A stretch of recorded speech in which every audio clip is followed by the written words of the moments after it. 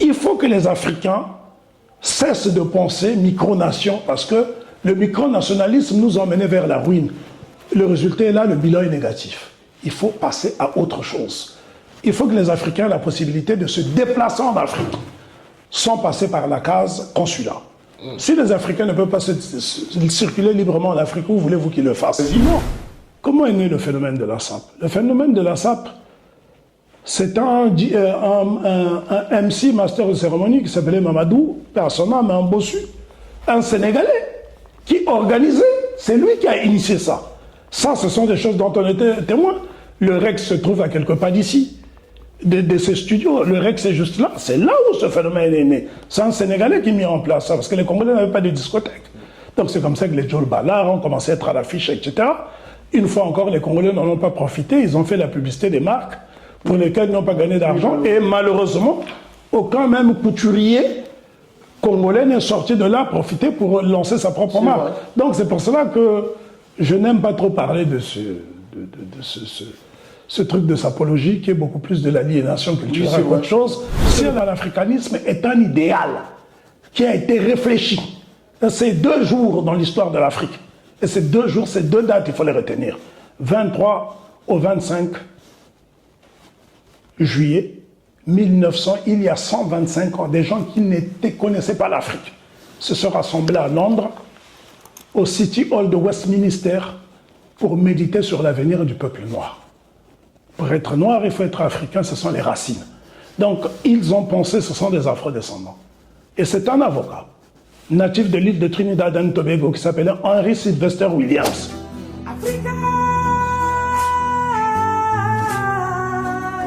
Bonjour Monsieur Lasconi. Bonjour Franck. Est-ce que vous allez bien? Je me porte à merveille. Bon, j'aimerais pas commettre un crime de lèse-majesté encore une fois. Est-ce qu'on peut se tutoyer? On peut se tutoyer sans problème, d'autant plus que tu es le fils de mon défunt ami. Et frère? Et frère, oui, Guy Domis à Zangosue, paix à son âme. Paix à son âme. Est-ce que tu peux te présenter, s'il te plaît, pour le très peu de personnes qui vont te découvrir? Ben, je m'appelle Ngombulu Yasangi Yaminabantu Lasconi. Lasconi est mon patronyme. Ngombulu Yasangi Yaminabantu est un prénom totémique qui signifie le lion de la brousse qui dévora les braconniers. Je suis enseignant-chercheur, globe-trotteur, entre autres. Voilà pour me présenter brièvement qui je suis. Comment ça se passe ton enfance au Congo? Ben, disons que j'ai bien grandi au Congo. Je suis fils d'un enseignant et d'une mère au foyer. J'ai été élevé avec beaucoup d'amour. J'ai un gisement d'amour, ce qui explique que je suis quelqu'un de très joyeux, qui partage de l'amour partout où il passe. J'ai très peu vécu au Congo. J'ai quitté le Congo assez tôt pour venir m'établir en Europe avec ma famille. Puis, par la suite, mon père m'a initié au voyage parce que je commence à voyager quand j'ai environ 7 ans. Mais ça se passe d'abord au Congo. Mon père est né dans une localité du nord qui s'appelle Mpuya Bossala. Mais mon père était originaire du Kwilu. Mais il est né dans le nord du Congo, où il a grandi jusqu'à ses 15 ans. Donc pour moi, mon village, au départ, je pensais que mon village était au nord du Congo. C'est comme ça que je découvre les villages lacustres. À l'époque, le Congo avait un chantier naval qu'on appelait Chakona. Donc le Congo avait des bateaux qui permettaient aux Congolais de faire des excursions dans certaines localités enclavées. C'est comme ça, en fait, que dans mon subconscient, j'ai été marqué par ces villages lacustres et 10 ans plus tard, je me découvre une vocation, celle de voyager, d'aller explorer le monde pour conquérir la connaissance et donc j'en suis aujourd'hui à 101 pays. Dans mes recherches, j'ai découvert que après ton baccalauréat, tu as fait plusieurs formations et au final, tu as choisi l'histoire, ta passion. Oui, disons que j'ai plusieurs passions. Je suis quelqu'un de très passionné. C'est vrai que quand je dis que j'ai fait plusieurs formations, c'est pour ne pas m'étendre en fait. J'ai fait des études de cinéma, j'ai fait des études de musique, j'ai fait des études d'histoire, j'ai fait des études... je suis également prothésiste-orthésiste. J'ai fait beaucoup d'études en fait. Et pourquoi tu n'as pas choisi travailler à la fonction publique ou dans une entreprise comme tout le monde? Non, parce que ce n'était pas ma vocation en fait. J'ai toujours eu...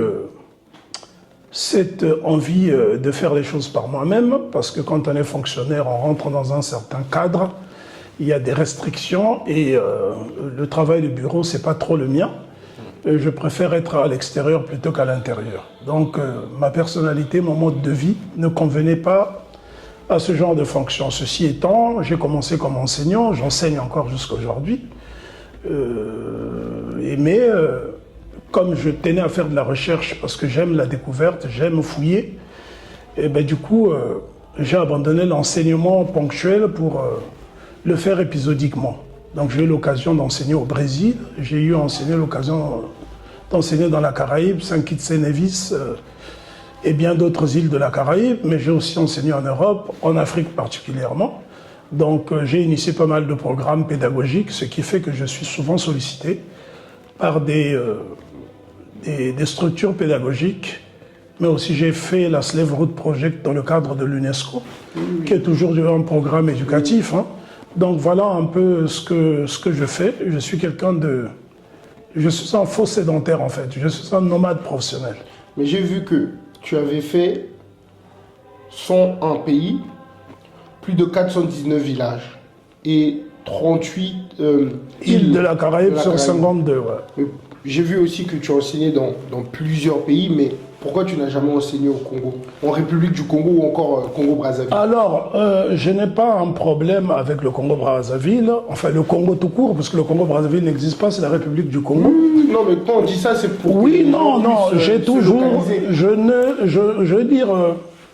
c'est tout simplement parce que j'ai peu vécu au Congo, j'ai beaucoup plus évolué à l'extérieur, mais c'est une ambition que je n'abandonne pas.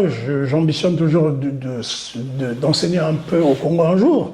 Si j'ai pu enseigner dans des pays comme le Mali, le Burkina, le Niger, il n'y a aucune raison que je n'enseigne pas au Congo. Le problème est que je me suis éloigné du Congo du fait que le Congo a connu une période très sombre, il y a eu des guerres, et je ne me voyais pas vivre dans un pays où le sang coulait en permanence. Et donc j'ai fait un choix volontaire de m'éloigner du Congo parce que l'atmosphère, l'ambiance qui y régnait ne me convenait pas tout simplement. Parce que tout être humain aspire à vivre en paix, dans la quiétude. Surtout que moi je fais de la recherche, je vais souvent dans l'arrière-pays, et dans l'arrière-pays chez nous, c'est pas forcément les lieux les plus sécurisés. On a connu une période où il y a eu beaucoup de milices. Oui, à partir de 97. Oui, mais moi j'allais régulièrement au Congo. J'étais quasiment établi au Congo. Ça fait 27, 29 ans que je n'ai pas remis les pieds au Congo. Je ne le regrette pas parce que pendant cette période, rien de bon pour moi ne s'y est déroulé. Je suis quelqu'un de libre, j'ai la parole libre et je n'aime pas les restrictions. Et comment tu fais pour rester fidèle à tes valeurs dans un milieu où on pousse les gens à se lisser pour plaire ou pour réussir plus rapidement? Ben, disons que mon travail, quand j'ai opté pour l'historiographie, puisque je consigne l'histoire, je collecte des informations, ça m'a permis d'avoir une base de données. Okay. Ce qui fait systématiquement de moi un entrepreneur, puisque je produis et réalise des films documentaires pédagogiques qu'on peut trouver dans les médiathèques en France. Et donc du coup, j'ai une base de données, j'ai des images à proposer à des municipalités, à des maisons d'édition. Je fais aussi également un travail de correction, donc je suis avant tout quelqu'un d'autonome financièrement. Donc ce qui explique que je n'ai pas besoin d'aller mendier des subsides quelque part, parce qu'en fait, lorsque vous dépendez de certaines institutions, vous êtes obligé en quelque sorte de vous soumettre à leurs dictats. Et donc moi, j'ai cette chance d'avoir eu le bon réflexe de m'autonomiser, ce qui explique que financièrement je suis autonome, je ne dépends de personne, donc je n'ai pas besoin de me prostituer. Tu es un nègre marron. On peut dire ça, oui. Je suis un marron urbain. Un jour, je t'ai appelé au téléphone, je suis tombé sur ton répondeur, tu as dit oui, c'est Lasconi, le fils de Marcus Garvey. Il est resté dans ma tête. C'est qui Marcus Garvey pour toi? Ben, c'est l'homme qui m'a donné la vue. Mes parents m'ont donné la vie. Garvey m'a donné la vue. C'est un homme que j'ai découvert en 1984 en lisant une version française de Philosophie et d'opinion en 1984. Je n'étais pas encore locuteur de la langue de Shakespeare. Donc ça s'appelait Un homme et sa pensée. Ça a été un point de déclenchement. Et c'est à partir de là que je découvre le panafricanisme et que je l'intègre en tant qu'adepte. Parce que je considère que le panafricanisme a valeur des religions. Aujourd'hui, on en parle comme ça, tout le monde se réclame du panafricanisme. Mais le panafricanisme, c'est avant tout un objectif, un projet pour lequel des hommes et des femmes se sont sacrifiés, les Anténor Firmin, les Benito Silva, les William Edouard Burgard Dubois, les Marcus Garvey, les Martine Delaney et bien d'autres, les Nkrumah. C'est un idéal qui aurait permis aux Africains de se détribaliser parce que malheureusement aujourd'hui avec le tribalisme politique, on a des problèmes dans quasiment tous les pays africains. Il n'y a pas un seul pays qui est à l'abri de ce phénomène. C'est vrai. Et c'est beaucoup plus un tribalisme politique qu'un tribalisme coutumier. C'est vrai. Puisque les gens se marient dans nos pays, les gens se mélangent. Donc il n'y a pas de problème de ce côté-là. Même nos présidents de la République, ils se marient avec des Oui, des autres mais ethnies, de toute façon, toutes les classes sociales en Afrique, les gens se mélangent. L'endogamie, ce n'est pas quelque chose de très fort, à quelques exceptions près. Et même les peuples endogames, il arrive, vous savez, le cœur ne choisit pas. Le cœur, quand quelqu'un aime quelqu'un, que ce soit un homme ou une femme, voilà, on fait fi de son origine. Donc, même l'endogamie est un principe qui peut être facilement balayé. Et donc, je veux dire, le panafricanisme, pour moi, est l'idéal. C'est l'idéal pour lequel nos dévanciers se sont battus, les Cheikh Anta Diop, etc. Et moi, je l'ai adopté depuis que je suis devenu adulte. Je lis beaucoup autour du panafricanisme. Et c'est grâce au panafricanisme que j'ai pu voyager à travers le monde, que j'ai pu être invité dans une multitude d'universités. Et donc, en quelque sorte, mon travail s'est fait autour du panafricanisme. Pas au détriment de mon pays natal, parce que je connais très bien ma culture. Je parle plusieurs langues au Congo, je parle le Kituba, le Lingala, je bricole un peu le Kivili, puisque mon père était Vili. Je parle plusieurs langues, donc de ce côté-là, il n'y a pas de problème, je suis très ancré. Je pratique encore les cultes ancestraux de chez moi, je vis mon prénom totémique, donc à ce niveau-là, il n'y a pas de problème. Mais simplement, moi, je suis quelqu'un de libre.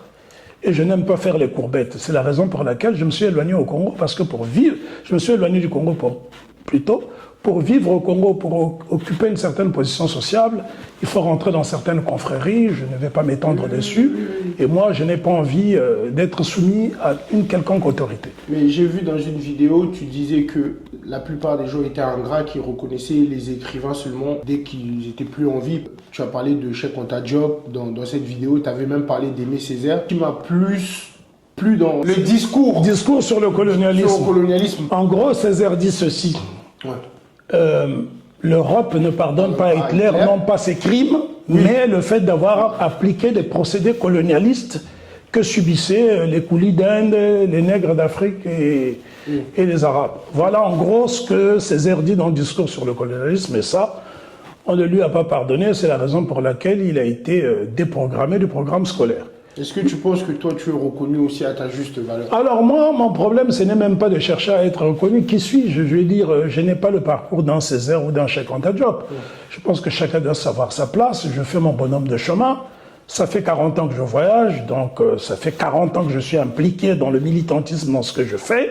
Mais il faut dire que l'avènement des réseaux sociaux nous a quand même permis d'être un peu plus visibles.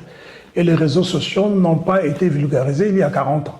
Donc aujourd'hui, nous sommes beaucoup plus reconnus. Mais moi, à la rigueur, comme je l'ai toujours dit, la célébrité, c'est quelque chose qui m'effraie. Je ne suis pas quelqu'un qui recherche une certaine reconnaissance. Si je pouvais même rester anonyme, moi, le but, c'est de vulgariser mon travail. Si je pouvais le faire en restant anonyme, je serais très heureux parce que je suis très jaloux de ma petite vie. Je n'aime pas être importuné. Donc, quand vous menez le combat qui est le nôtre, celui de la refonte du système éducatif en Afrique, en particulier dans les pays de déportation, ben, ça va vous valoir des ennemis, des gens qui ont posé un certain narratif qu'ils voudraient que les gens en fassent des paroles d'évangile, en fait. Quand on remet en cause certaines versions de l'histoire, notamment ce qu'on appelle commerce triangulaire, traite négrière, pour moi, qui sont des termes fallacieux, fantaisistes, eh ben, vous vous faites des ennemis, parce qu'il y a des manuels scolaires qui ont été imprimés, qui ont été conçus, qui rapportent de l'argent à leurs auteurs.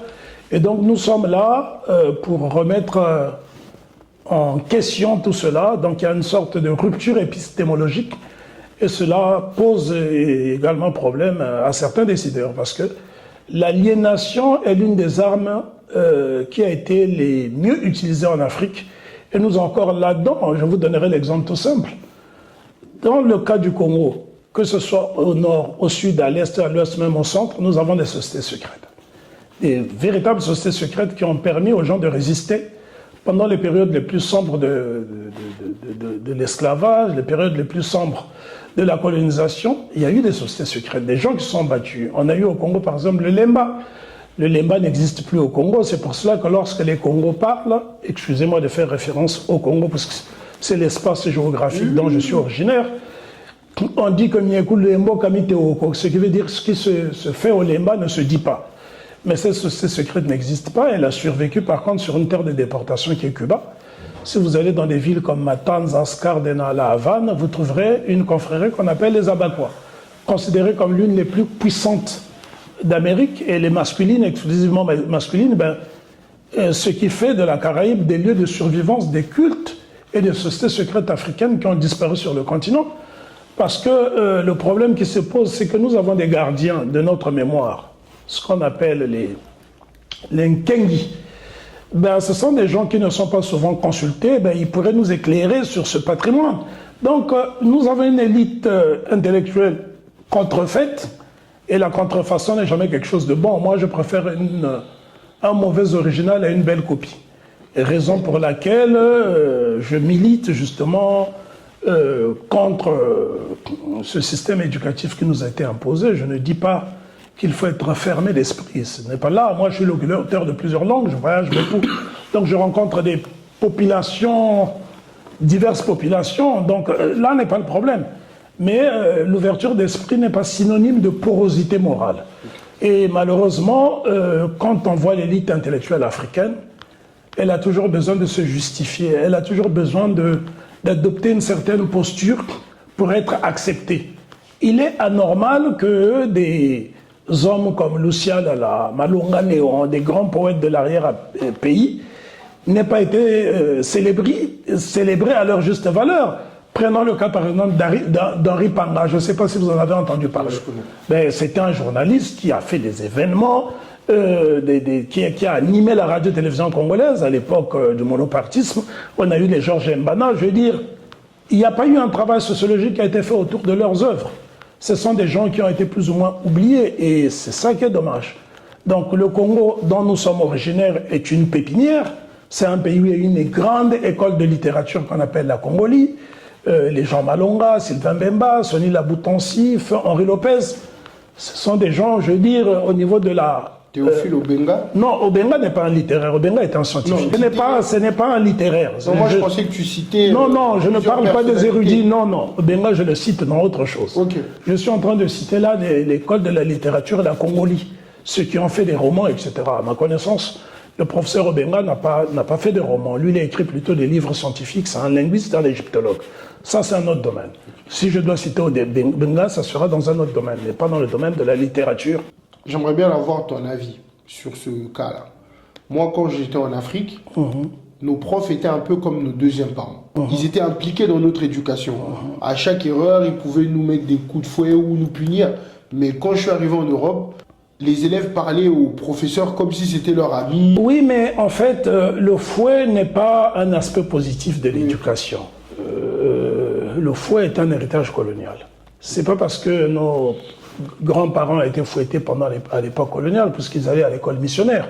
Donc ils devaient réciter certains vers de poésie comme des mantras.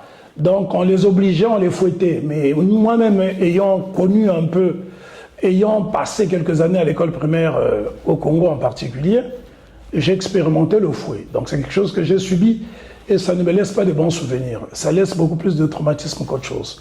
Il faut absolument bannir cela. On peut éduquer quelqu'un avec autorité sans le taper. Moi, j'ai eu de la chance d'avoir un père enseignant.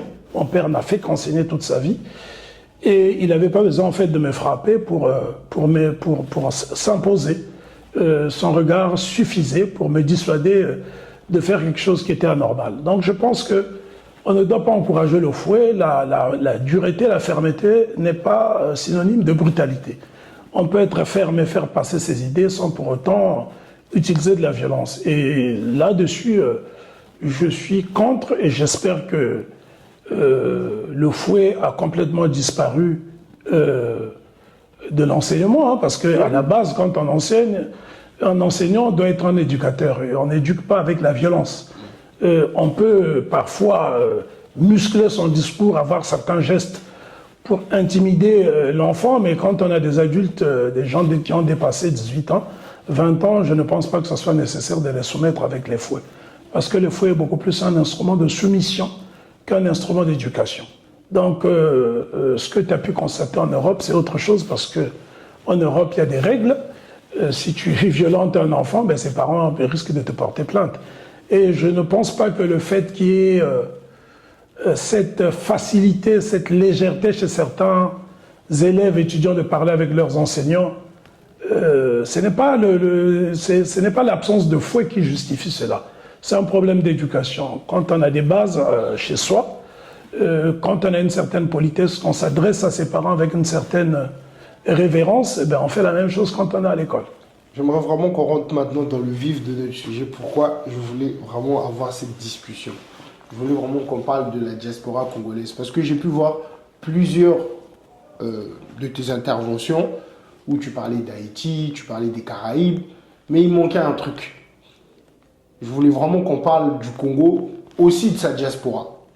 Aujourd'hui, on parle d'une détérioration de la diaspora congolaise. Vous, à votre époque, vous avez connu la Mecque, vous avez connu des bibliothèques, mais nous, à notre époque, on connaît TikTok, les bars à Gare du Nord, maintenant c'est des bagarres. J'ai l'impression qu'aujourd'hui, la diaspora congolaise de notre génération, en tout cas pour moi, à mon avis, elle ne sert pas à grand-chose par rapport à votre diaspora. Ben Franck, je te dirais tout simplement, dis-moi qui tu fréquentes et je te dirai qui tu es. Le portrait chaotique que tu sembles dresser de la diaspora ne correspond pas à cette diaspora dont je fais partie. La diaspora congolaise, on ne peut pas la définir parce qu'elle est hybride. Il y a une diaspora congolaise qui est invisible, il y a une diaspora congolaise qui est très visible, mais il faut bien tenir compte d'une chose, c'est qu'à la base, la diaspora congolaise est majoritairement estudiantine. La Mecque, c'est le sigle de maison des étudiants congolais situé 20 rue Béranger à Paris dans le 20e, qui a fermé en 1983. C'est un lieu que j'ai fréquenté en étant mineur. La Mecque ferme l'été 1983, donc c'est un lieu de vie communautaire où j'allais assez régulièrement. Mais en parlant de la Mecque sans te couper, oui, beaucoup de gens de notre génération, quand ils pensent à la Mecque, ils pensent aux étudiants et à la SAP, alors que la Mecque, c'était pas vraiment, c'était pas pour la SAP. Non, je pense que en toute chose, il faut faire la genèse. On lingala, on dit le serpent ne s'attrape pas au milieu, mais par la tête. Sinon, il risque de vous piquer. Il faut être prudent quand on évoque certains sujets. La Mecque, à la base, c'est un patrimoine immobilier congolais acheté par le président Loulou pour accommoder les étudiants congolais. En dehors de la Mecque, le Congo avait tout un patrimoine immobilier en région parisienne. Je pourrais citer les appartements qui étaient situés rue Boussengo, dans le 13e arrondissement, juste derrière le parc Mansouri. Là encore, c'est un lieu que j'ai fréquenté parce que je connaissais des familles congolaises qui étaient établies. Le Congo avait une résidence à Vaucresson, dans le 92, près de la Selle Saint-Cloud, où pendant les fêtes de Nouvel An, c'était la résidence officielle de l'ambassadeur, où la diaspora congolaise se retrouvait. Maintenant, le problème qui s'est posé, c'est qu'à une époque, le Congo était dans le monopartisme. Donc il y avait le parti État, le marxisme-léninisme, etc. Il y avait une sorte de cohésion nationale. Je ne dis pas que le multipartisme est venu diviser les gens, non, ce n'est pas cela mon discours. Ce que je suis en train de dire, à l'époque du monopartisme, il y avait l'État-providence. Le Congo avait quand même un droit de regard sur cette diaspora.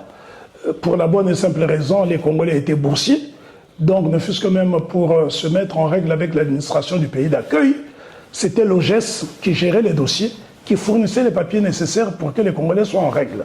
Donc jusque-là, il n'y avait pas de problème. Et je pourrais même dire que les étudiants étaient beaucoup plus majoritaires. Et la plupart de ces étudiants ont fait leurs études et beaucoup ont aspiré à rentrer dans leur pays. Oui. Parce que le Congo, il y avait l'État-providence, c'est un pays qui fonctionnait plus ou moins bien. Oui. Et sauf que tout être humain qui a fait ses études, qui a poussé ses études plus loin, espère un jour travailler. Et beaucoup, quand ils sont rentrés, n'ont pas pu trouver du travail. Parce que le principal pourvoyeur d'emploi au Congo, c'est l'État. Et l'État ne peut pas, il peut pas avoir des fonctionnaires partout. Donc il n'y a pas eu d'entrepreneuriat parce que l'éducation que nous avons reçue, ou l'idéologie politique prédominante, le marxisme-léninisme, n'était pas favorable à l'entrepreneuriat, etc. Donc c'est ce qui explique que tout le monde voulait se greffer dans l'administration. Et beaucoup de ceux qui ont étudié à l'extérieur, que ce soit dans les pays de l'Est ou en Occident, même en Asie, sont rentrés dans leur pays. Sauf que pour la plupart de ces gens-là, ils commençaient à constituer un régiment de chômeurs. Et beaucoup se sont repliés dans les pays où ils ont étudié. Et c'est ce qui explique qu'on a eu beaucoup plus de gens qui sont venus se chercher que des étudiants. Parce qu'il faut dire aussi que les bourses ne sont plus accordées, donc la plupart des Congolais qui vont étudier à l'extérieur, c'est ceux qui ont des parents, qui ont les reins solides, ceux qui peuvent en tout cas payer leur lieu d'hébergement, garantir leurs revenus, etc. Et donc du coup, aujourd'hui, vous avez une diaspora qui est un peu plus diverse. Mais je suis en train simplement de dire ceci, qu'il existe une diaspora congolaise qui n'est pas visible. Prenons le cas de Mayotte. Mayotte est un département français. La plupart des enseignants, je peux même affirmer que les Congolais doivent être la deuxième communauté d'expatriés en tant qu'enseignants à Mayotte. La plupart des enseignants à Mayotte, et même des cadres au niveau de la préfecture, au niveau même du tribunal, etc., du rectorat, vous trouverez beaucoup de Congolais. Ceux-là, on n'en parle pas et pourtant ils font partie de la diaspora. Vous prenez le cas de la Guyane, pays où j'ai été invité il y a à peine quelques semaines. En Guyane, il y a des médecins congolais, des avocats congolais, on n'en parle pas. Donc le travail d'un jeune frère comme vous qui faites des podcasts, des émissions sur le web, c'est aussi d'aller investiguer auprès de cette diaspora invisible. Parce que le Congo, la diaspora congolaise ne se résume pas aux sapologues. Oui, bien sûr. À la rigueur, c'est leur droit, chacun fait ce qu'il veut. Moi, à la rigueur, c'est un phénomène qui ne me dérange pas. Oui. Les gens peuvent dépenser leur argent, faire ce qu'ils veulent de leur argent, c'est leur droit. Tant qu'ils ne piochent pas dans la poche des autres, c'est tout à fait leur droit, chacun a ses passions. Donc je me refuse de juger des gens qui ont fait des choix. Mais c'est probablement cette facette du Congo qu'on veut montrer, de la diaspora qu'on veut montrer. Mais il existe une autre diaspora, estudiantine, salariale, intellectuelle, qui fait de la recherche. Je veux dire, parmi nos dévanciers, des gens qui m'ont influencé, des Congolais, prenons le cas par exemple des Kantes. Les Kantes dans les écoles, dans les établissements ici, les Congolais faisaient partie des pionniers. C'est un domaine dans lequel qui était quasiment exclusivement réservé aux Congolais. Oui. Je pourrais citer les hommes comme Gabriel Kinsa, qui est un très grand conteur connu dans toute la France. Il a même été édité par les éditions d'Aper, qui dépendait d'un musée prestigieux qui était juste dans le mur, était mitoyen à celui de l'ambassade du Congo. Ce sont des choses dont on ne parle pas au niveau des ballets. Les percussionnistes, etc., les premiers ballets, en tout cas en France, les Congolais en faisaient partie. Je pourrais citer des gens comme les Jean Lulendo, Malonga Kaskelour, qui sont même allés jusqu'aux États-Unis créer des écoles de percussion. Je pourrais citer des gens comme Jean-Aimé Kifula, Ferdinand Kaba, comment s'appelle, le doyen Michel Raffa. Je veux dire, Michel Raffa fait le conservatoire en France. Il a enseigné les percussions dans les... Donc c'est une diaspora qui a été invisibilisée, donc on a préféré se focaliser sur celle qui est plus ou moins dans la distraction. Par exemple, sur l'influence de la religion, vu que beaucoup de parents n'ont pas vraiment pointé du doigt sur ça, ou encore sur l'ambiance, vu que la plupart des gens grandissent beaucoup avec la musique, et quand ces jeunes-là, ils arrivent par exemple en Europe, ils sont plus influencés de se convertir à d'autres religions. Bon, je sais pas si tu me confirmes, mais j'ai pu voir que, je sais pas, que tu pratiques. Moi, je pratique le culte de mes ancêtres. Je suis Mounza. Je suis Mounza sans faire du prosélytisme. Oui. Je pratique le culte de mes ancêtres. Je suis un apostat catholique. J'ai été catholique. Je suis né dans l'église catholique romaine quand j'ai vu ce que c'était, puisque j'ai étudié l'histoire des religions. J'ai fréquenté des vaticanistes dont j'ai les travaux chez moi. J'ai apostasié. J'ai quitté l'église mani militari bien proprement. Donc je ne me fais aucun complexe là-dessus. Je dis simplement que ce n'est pas parce que je suis apostat que je dois jeter l'opprobre sur les autres. Ce que je suis en train de s'expliquer, Pourquoi les gens se convertissent?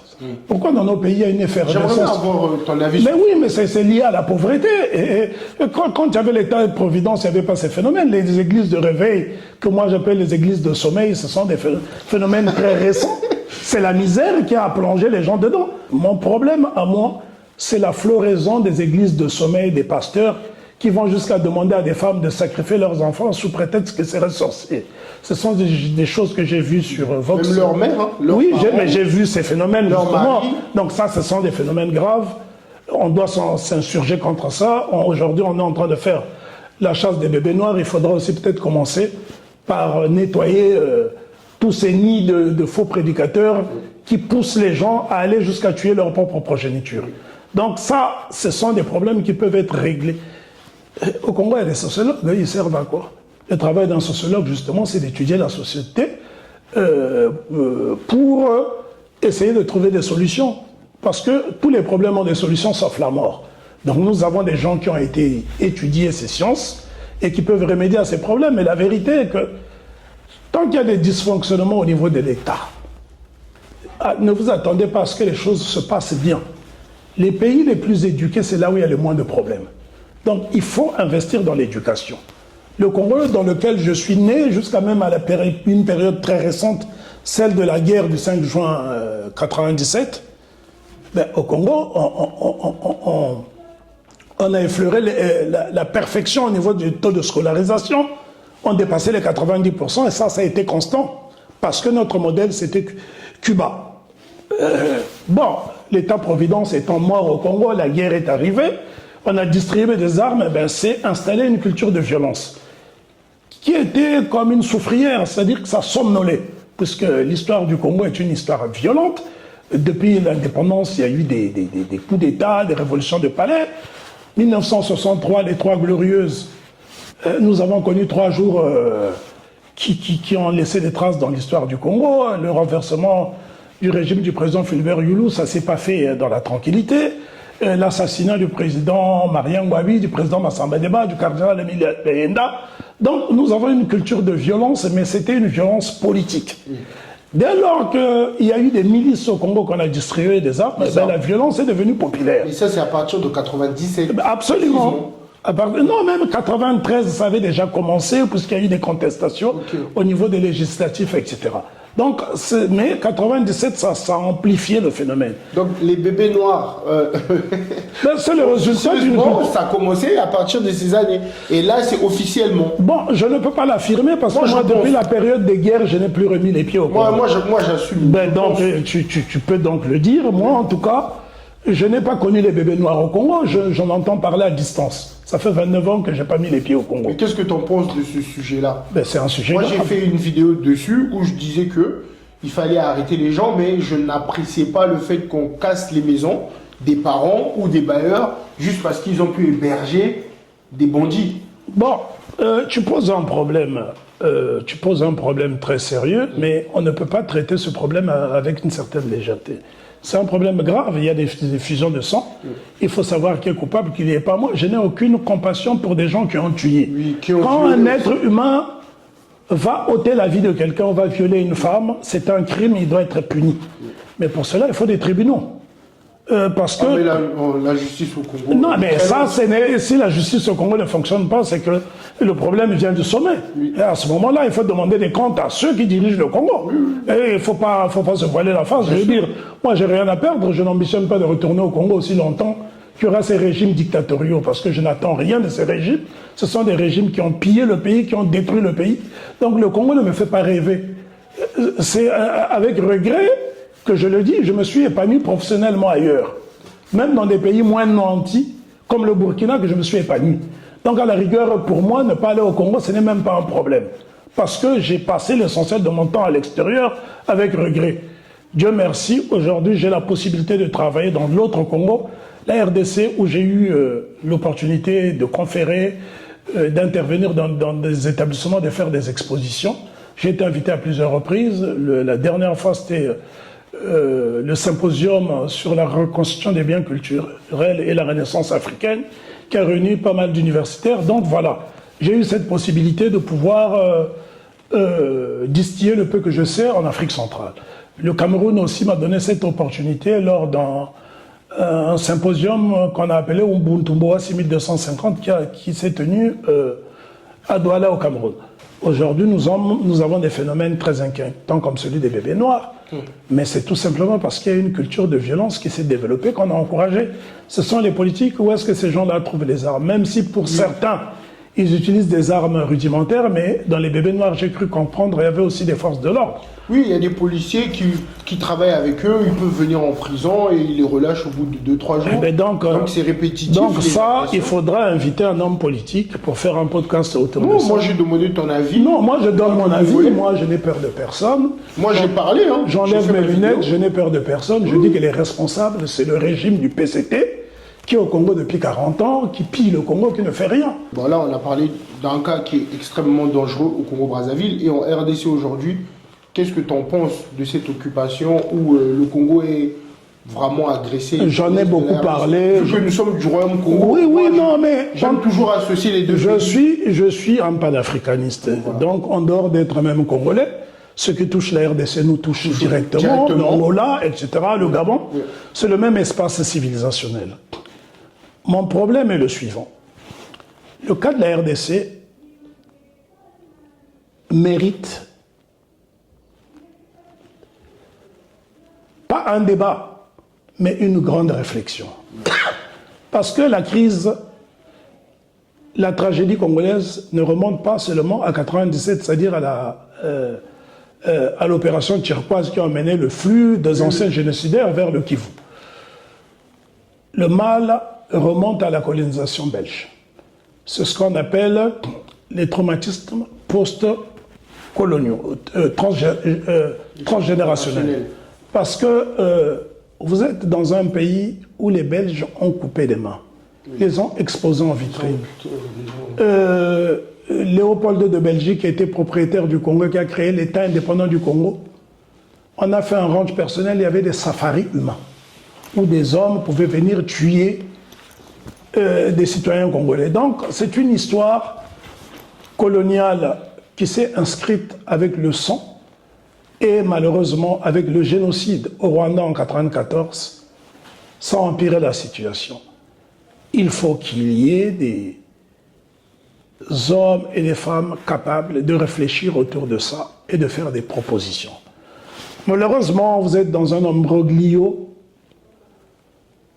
autour de la politique qui fait que chacun revendique la paternité d'un courant politique qui serait salvateur, parce que chaque leader politique dit « c'est moi qui vais régler les problèmes du Congo », au lieu que ça soit une réflexion collective, en fait, un travail d'ensemble. Donc, il y a beaucoup plus la lutte pour le pouvoir qui fait qu'on ne se consacre pas assez à la lutte contre les envahisseurs, parce qu'on peut les identifier. Pourquoi il y a cette multitude de rebelles en République démocratique du Congo? La RDC a un potentiel humain extraordinaire. La RDC a des très grands scribes. Valentin Moudimbe, qui nous a quittés cet été, a été cité comme l'un des grands penseurs du début du XXIe siècle. Mais dans son pays, on n'en parlait pas. Je pourrais citer le cas d'un aîné que j'ai connu personnellement, Désiré Bolia, qui a écrit 2 excellents ouvrages. Le premier, L'Afrique à la japonaise, et un deuxième ouvrage, L'Afrique, le maillon faible. Et c'est quelqu'un qui est mort alcoolique. Et le frère Bolia, Désiré Bolia, c'est quelqu'un que je connais, très belle plume. Malheureusement, la RDC ne l'a pas reconnu. C'est quelqu'un qui a été mis à l'écart. Donc, il faut des personnes ressources, de la matière grise. Il y en a suffisamment en RDC, mais le problème de la RDC ne doit pas être national, doit être panafricain. N'oublions pas que le dernier vrai congrès panafricain a eu lieu à Kinshasa le 25 août 1960. C'est le congrès où France Fanon et Lumumba ont été présents pour la dernière fois avant de mourir une année après. Les 2 hommes étaient nés en 1925 et sont morts en 61. Donc il faut voir là les signes du destin que nous n'avons pas su interpréter. Parce que c'est Fanon qui dit que le Congo est comme... l'Afrique a la forme d'un revolver et la gâchette se trouvera au Congo. Donc c'est Fanon qui l'a dit. Et Fanon, sa dernière présence, c'était à Kinshasa, avant d'aller mourir aux États-Unis d'Amérique dans un hôpital. Ceci étant, de mon point de vue, il faudra peut-être déplacer la capitale de la RDC au Kivu. À Goma, au Bukavu, peut-être que l'élite politique congolaise sera beaucoup plus impliquée. Parce que là, il y a le feu qui couvre. Il y a la pression. Le fait d'être peut-être à Kinshasa, c'est loin. La situation actuelle en RDC mérite plus qu'une réflexion. Je pense qu'il y a eu beaucoup de colloques autour de ça. Mais le problème de la RDC, encore une fois, c'est sa classe dirigeante. Il y a des divergences parce que si la classe politique congolaise était unie, on n'en serait pas là. Mais on sait que les États-Unis, ils ont toujours accompagné le Rwanda ou encore... Bon, moi, j'aime pas dire le Rwanda, Kagame. Je t'arrête tout de suite. Mobutu aussi a été accompagné par les États-Unis d'Amérique. Donc, je veux dire... Mais pourquoi le président, il ne va pas voir les ennemis des États-Unis? Non, je pense que tu simplifies le problème. La RDC, c'est un problème beaucoup plus complexe, trop délicat. Okay. Il faut que les Africains apprennent à s'émanciper des États-Unis. Qu'est-ce que voulez-vous que les États-Unis fassent dans un conflit qui ne les intéresse pas? Oui, ce qui intéresse les États-Unis d'Amérique, c'est les matières premières. C'est aux Africains de trouver les solutions à leurs problèmes. Nous sommes des pays indépendants, nous devons apprendre à nous affranchir de cette tutelle. La preuve, le président Tshisekedi et le président Kagame sont partis à New York pour signer un traité de paix. Quelques semaines après, on attend que Ouvira ait tombé. Donc ça veut dire que la solution est endogène. Les problèmes congolais, les problèmes d'Afrique ont pour solution africaine. Moi, je ne voudrais pas qu'une main étrangère vienne. Je ne dis pas qu'il ne faut pas associer des acteurs extérieurs, mais je dis simplement qu'il existe une organisation, même si c'est une coquille vide, qui s'appelle l'Union africaine. Mais il faut renforcer cette coquille vide. Parce que ce que vous ne comprenez pas, c'est que l'Union africaine, c'est un idéal pour lequel les gens se sont battus. Oui. Quand l'empereur Haïlé Sélassié lance l'idée, convoque les Nkrumah, les Jomo Kenyatta, etc., l'idée était de créer une véritable structure. Parce que l'Éthiopie venait de sortir d'une guerre. L'Éthiopie a mené 3 guerres contre des puissances étrangères. Il y a Adwa, il y a Walwal, il y a la bataille de Matou-Kampera. Donc il faut étudier toute cette histoire. L'Éthiopie était le seul pays à n'avoir jamais été colonisé. Ça a été un miracle, parce que les Éthiopiens se sont battus. Donc ils ont compris que l'union fait la force. Ils se sont inspirés de leur propre histoire pour convoquer des assises qui ont donné l'Union africaine. Maintenant, l'Union africaine, pour l'instant, c'est une coquille vide. Mais ça a le mérite d'exister. Vous remarquerez qu'il n'y a jamais eu de coup d'État au niveau de l'Union africaine. À chaque fois qu'un président, en exercice de l'Union africaine, son mandat expire, il cède vite la place parce qu'il n'y a rien à voler. Il n'y a pas d'enjeu, il n'y a pas de pouvoir, en fait. Eh bien, il faut renforcer le pouvoir au niveau continental. C'est ce qu'on appelle le panafricanisme. Parce qu'il faut des pédagogues pour expliquer le panafricanisme. Les gens ne savent pas ce que c'est. Aujourd'hui, tout le monde se réclame du panafricanisme sans savoir réellement ce que c'est. Les Nkrumah avaient un programme. Si vous étudiez l'histoire du Ghana, Nkrumah a mis en place des centres d'excellence, des pôles d'excellence. Prenez le cas du barrage d'Akosombo. Le Ghana, ce n'est pas un pays qui est grand. Hein. Le Ghana est plus petit que le Congo. Mais quand Nkrumah lance le barrage d'Akosombo, c'était pour permettre à des pays voisins qui étaient enclavés comme le Burkina Faso, le Niger ou le Mali, d'avoir accès à l'électricité. Quand le président Gamal Abdel Nasser lance le barrage d'Asson, c'était des programmes ambitieux, ce n'était pas un barrage national. Donc, il faut que les Africains cessent de penser micronation, parce que le micronationalisme nous a emmenés vers la ruine. Le résultat est là, le bilan est négatif. Il faut passer à autre chose. Il faut que les Africains aient la possibilité de se déplacer en Afrique, sans passer par la case consulat. Si les Africains ne peuvent pas circuler librement en Afrique, où voulez-vous qu'ils le fassent? Regardez l'Union européenne, vous quittez la Suède, vous allez jusqu'au Portugal. Ce ne sont pas les mêmes peuples. Hein. Les Vikings, les Portugais n'ont rien à voir culturellement, même physiquement. C'est l'Union européenne, ils circulent. Les Africains doivent être capables de le faire. J'en veux pour exemple, prenez le cas du Congo, la République du Congo et la République démocratique du Congo. Théoriquement, les deux pays n'ont pas besoin de visa. Mais si vous prenez les airs, vous prenez un vol, par exemple d'Abidjan pour aller en RDC, vous êtes obligé de payer un visa et ce n'est pas donné, c'est peut-être 120 $. Alors que par le beach, vous n'avez pas besoin de visa. Donc ce sont des incongruités qui n'ont pas de sens. Prenons le cas du Bénin et du Togo. Ces deux pays frontaliers, vous quittez Cotonou, à 14 h, vous arrivez au plus tard à 17 h à Lomé s'il n'y a pas de restrictions. Mais les deux pays ont deux fuseaux horaires différents. Donc c'est cela les aberrations, c'est l'héritage colonial. Il faut qu'à un moment donné, les Africains s'affranchissent de tout cela, de cet héritage néfaste pour se réinventer. Parce que le problème dans un pays comme le Congo, moi je le regrette. Le professeur Obenga auquel vous avez fait référence est un homme qui se réclame du panafricanisme. C'est un homme qui a écrit un excellent ouvrage que j'ai chez moi, qui a été même édité par Anene Mawete, édition Pyramide Papyrus. Le livre s'intitule « L'université africaine dans le cadre de l'Union africaine ». Citez-moi un seul département au Congo où on enseigne le panafricanisme, ça n'existe pas. Donc c'est bien pour vous dire que nous sommes moins ancrés dans le panafricanisme, nous sommes dans le micronationalisme. Mais conclusion, en 2014, le Congo dit Brazzaville a expulsé plus de 200 000 ressortissants de la République démocratique du Congo. Ah, l'opération Batama. Est-ce que ça c'est normal? Alors que 2 ans auparavant, quand il y a eu l'explosion du 4 mars à Mpila, c'est la RDC qui a envoyé ses ambulances. Voyez-vous, j'ai remis le couteau dans la plaie pour bien rappeler que le micronationalisme est en train de perdre les Africains. Le micronationalisme fait le lit du tribalisme. C'est quand vous allez vous hausser sur le toit du continent, et bien quand vous pensez continent, vous ne pouvez plus penser tribu.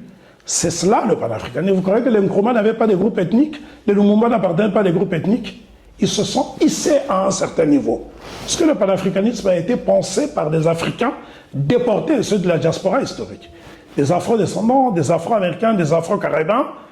Et ils étaient détribalisés, ils ne savaient pas s'ils étaient Peul, Yoruba, etc.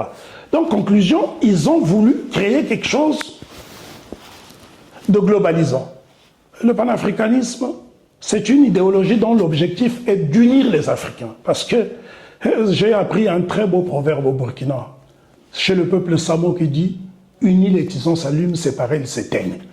Aussi longtemps que nous allons cultiver nos particularités. Chaque être humain a une identité clanique, tribale, familiale. Je ne nie pas cela. Je dis simplement que dispersés, les Africains ne peuvent rien faire.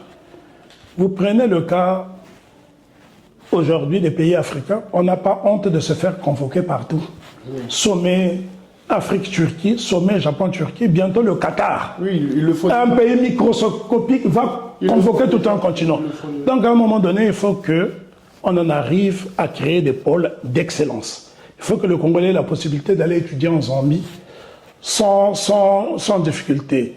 Il faut que le Sud-Africain ait la possibilité d'aller étudier en Gambie sans problème. C'est cela le panafricanisme. Le panafricanisme ne signifie pas que nous allons abandonner nos identités respectives ou embrasser toutes les coutumes d'Afrique. C'est simplement de créer une armée commune, parce que l'Afrique séparée ne peut pas se défendre. Regardez le problème du terrorisme dans le Sahel. Prenez même le Nigeria, la nation la plus peuplée d'Afrique. Ils n'arrivent pas à contenir un groupuscule comme Boko Haram. Donc il faut à un moment donné réfléchir sur cela. Nous avons des dévanciers. Et le conseil que je peux donner à votre génération, parce que tu es bien plus jeune, tu es mon fils, tu es le fils d'un ami, d'un de frère ami, Guy Donis par son âme. Je me félicite de me retrouver dans un studio avec le fils d'un ami. Je ne m'attendais pas à une telle grâce. Je vis cela comme une grâce. C'est pour cela que je n'ai pas hésité à répondre présent et à me permettre le tutoiement pour que il n'y ait pas cette lourdeur. Je voudrais simplement dire, si j'ai pris mon temps de m'entretenir avec toi, c'est pour te donner aussi la possibilité de toucher ceux de ta génération, de comprendre l'intérêt d'aller vers l'unité africaine. Parce que le panafricanisme est un idéal qui a été réfléchi. C'est 2 jours dans l'histoire de l'Afrique. Et ces 2 jours, ces 2 dates, il faut les retenir. 23 au 25 juillet 1900, il y a 125 ans, des gens qui ne connaissaient pas l'Afrique se sont rassemblés à Londres, au City Hall de Westminster, pour méditer sur l'avenir du peuple noir. Pour être noir, il faut être africain, ce sont les racines. Donc, ils ont pensé, ce sont des afro-descendants. Et c'est un avocat, natif de l'île de Trinidad and Tobago, qui s'appelait Henry Sylvester Williams, qui a posé le problème du panafricanisme. Moi, je lui rends hommage à chaque fois que j'ai la possibilité d'aller en Angleterre. Je me rends dans le comté de Westminster pour aller m'incliner devant son immeuble. Cet homme était natif du Trinidad. Mais quand il devient barista, bâtonnier au barreau de Londres en 1900, l'Angleterre ne lui donne pas la possibilité de plaider. C'est en Afrique du Sud qu'il a été faire sa formation. Mais l'Afrique du Sud dans laquelle Henry Sylvester William a été faire sa formation, n'avait pas encore officialisé l'apartheid. C'est 1948 que l'apartheid est adopté par le président François Malan. Donc, il faut étudier l'histoire de l'Afrique, il faut vous emparer des outils. Les Cheikh Anta Diop ont écrit, Obenga que vous avez cité a écrit, et bien d'autres. Bon, moi je déplore que le professeur Ebenga se retrouve aujourd'hui de l'autre côté.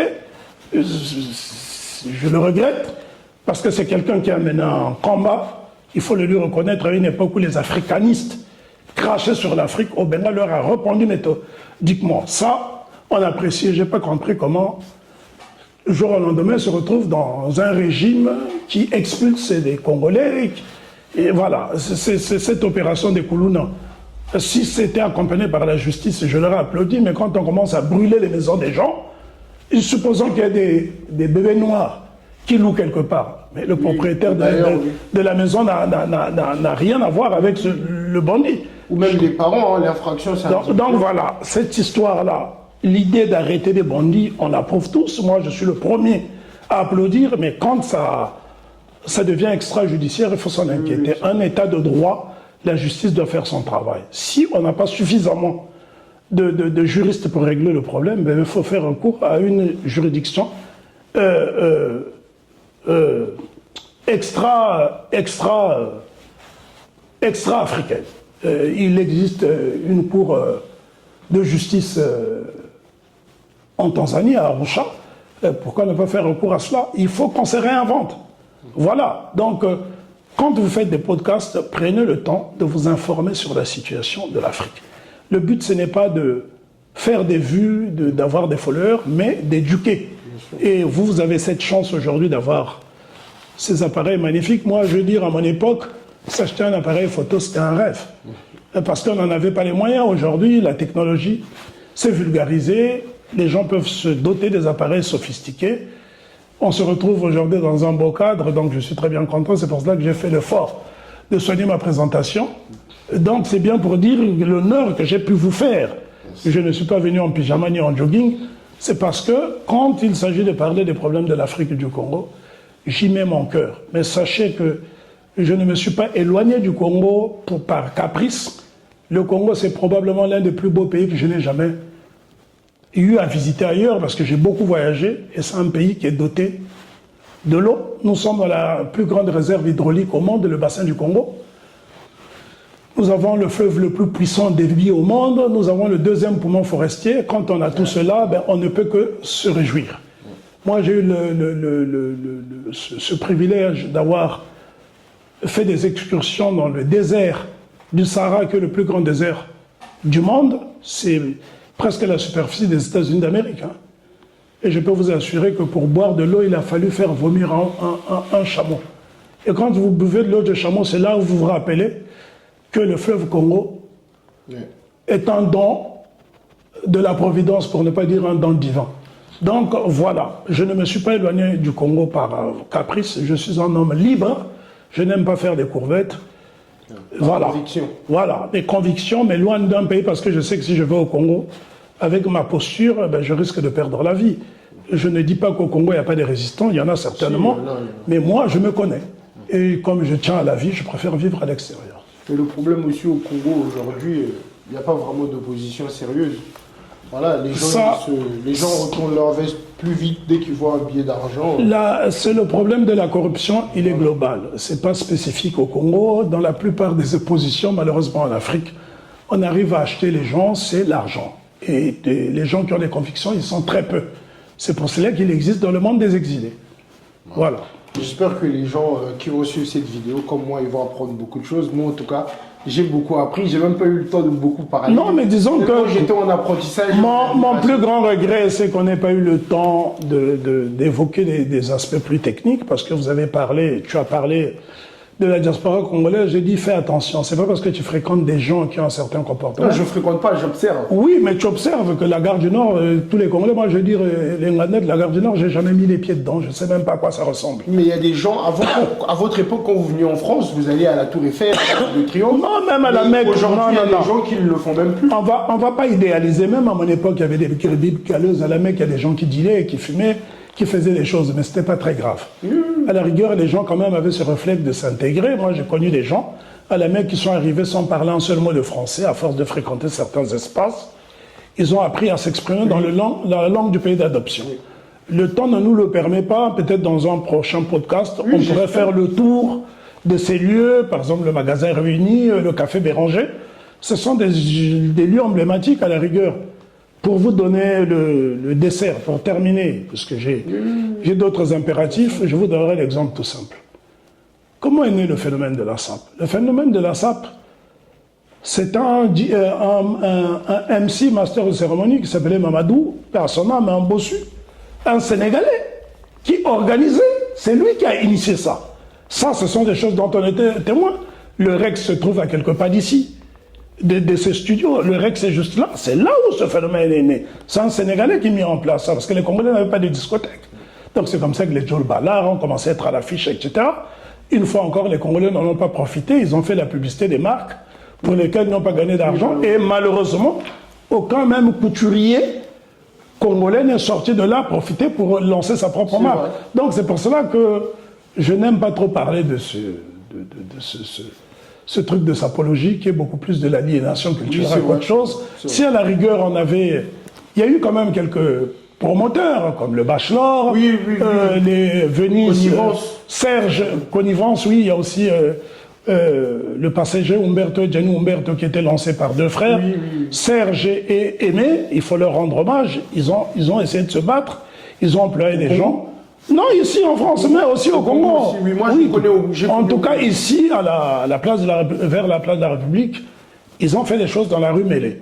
Ils ont eu 2 boutiques, ce n'était pas rien. Il y en a beaucoup d'autres qui ont commencé à faire des choses. C'était pas à mon époque, ça. Pour ça que... Oui, malheureusement. Mais oui, chaque époque a ses acteurs. Votre époque, vous faites des podcasts. Nous, on ne le faisait pas. Donc, vous avez aussi le mérite d'innover dans les nouvelles technologies de communication. Oui, on essaye de... Il faut vous emparer de ces outils. Aller vers des anciens qui sont des personnes ressources pour vous informer. Mais ne condamnez jamais. Parce que vous ne connaissez pas tous les Congolais. Moi, je suis Congolais. Je vais dire, je ne me reconnais pas dans cette diaspora des Simbasak. Je suis quelqu'un de digne. Je ne me vois pas être à la rescousse de quelqu'un d'autre.